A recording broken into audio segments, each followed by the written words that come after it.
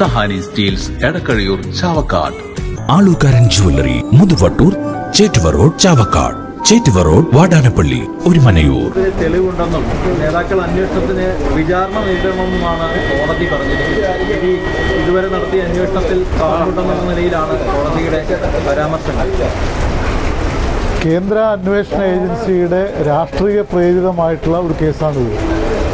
ഈ കേസിനെ നിയമപരമായി തന്നെ ഞങ്ങൾ നേരിടും. ഇതിനകത്ത് കേന്ദ്ര അന്വേഷണ ഏജൻസി വളരെ നേരത്തെ തന്നെ അവരുടെ രാഷ്ട്രീയ താല്പര്യത്തിന് വിധേയമായിട്ടുള്ള ഒരുപാട് പ്രചാരണങ്ങൾ നടത്തിയതാണ്. അപ്പം അതുകൊണ്ട് തന്നെ ഇപ്പോൾ PMLA കോർട്ട് വിചാരണ നേരിടണം എന്ന് പറഞ്ഞിരിക്കുന്നു എന്നാണ് വാർത്ത. ഇതിനെ നിയമപരമായി തന്നെ ഞങ്ങൾ നേരിടും.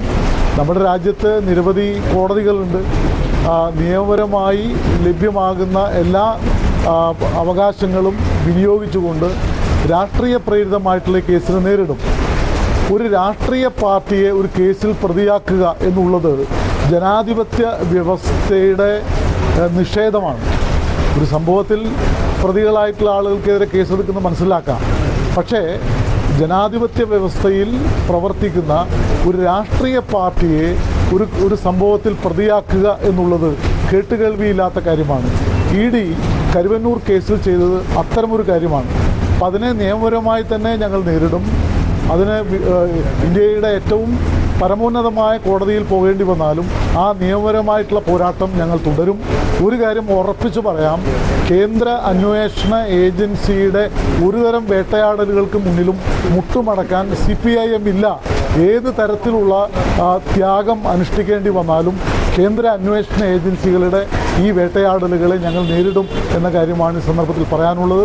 നിയമപരമായിട്ടുള്ള എല്ലാ സാധ്യതകളും അതിനുവേണ്ടി പ്രയോജനപ്പെടുന്നു.